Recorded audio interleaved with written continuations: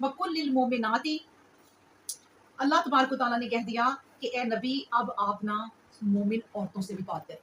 पहले मर्दों से बात की, ठीक है, अब मोमिन औरतों से भी बात करें। और वो बात क्या करें? यग़ज़ुज़ना, बस्त रखें, मिन अबसारिहिन्ना, अपनी निगाहों को, व यहफ़ज़ना, और हिफाजत करें, फ़ुरूजहुन्ना, अपनी शर्मगाहों की, वला युबदीना, और ना ज़ाहिर करें, ज़ीनतहुन्ना, अपनी ज़ीनतों को, इल्ला मा ज़ाहिरा, लेकिन जो ज़ाहिर हैं ही, मिन्हा, इनमें से, उसके लिए माफ़ी दे।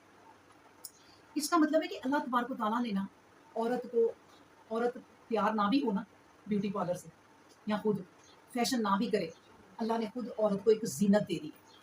औरत खुद सर से पाँव तक ना एक खूबसूरती। नबी करीम सल्लल्लाहु अलैहि वसल्लम ने क्या कहा था कि ये जो औरतें हैं ना, ये वो हैं शीशे की बोतलें, ये नाजुक है, ये हसीन भी है और नाजुक भी है, तो इनकी ना हिफाजत करो। क्यों कहा था? ऊँटों पे जा रहे थे, उन्होंने कहा ऊँटों को आहिस्ता चलाओ, इसके ऊपर शीशे की बोतलें हैं, यानी ऊँटों पर औरतें बैठी हुई हैं, तुम लोग ऊँटों को आहिस्ता चलाओ, ये शीशे की बोतलें कहीं टूट ना जाए। सुभान अल्लाह, यानी कितना प्यारा नबी करीम सल्लल्लाहु अलैहि वसल्लम ने हमें रुतबा दिया है, ठीक है।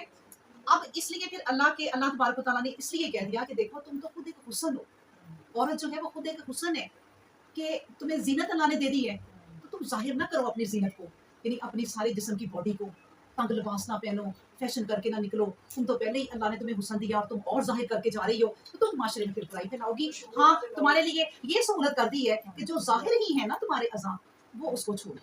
चलो हाथ है, पाँव है, चेहरा है। अब मैंने आपको बताया था कि इसमें इख्तिलाफ है। बाज़ उलमा कहते हैं कि चेहरे का पर्दा है, बाज़ उलमा कहते हैं इसी आयत को पढ़ के कि अल्लाह ने एक सहूलत दे दी है, इल्ला मा ज़हरा मिन्हा, इसमें से जो ज़ाहिरी है ना उसकी जगह छोड़ दो बात।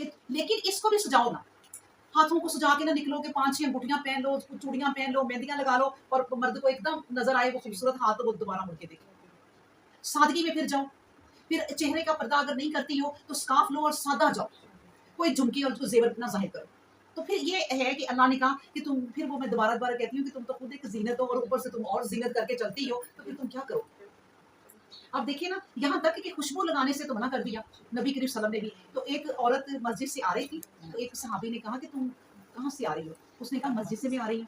उन्होंने कहा तुमने तो बहुत खुशबू लगाई हुई है, तो ये तो तुमने बहुत गलत किया है। मैंने अपने अबू अल कासिम मोहम्मद सल्लल्लाहु अलैहि वसल्लम से सुना कि वो कह रहे थे कि अगर कोई औरत खुशबू लगा के मस्जिद जाए या जहाँ भी जाए, तो वो वापस जाकर जब तक गुस्ल ना करे, और गुस्ल भी जनाबत की तरह का, तो पाक नहीं होगी।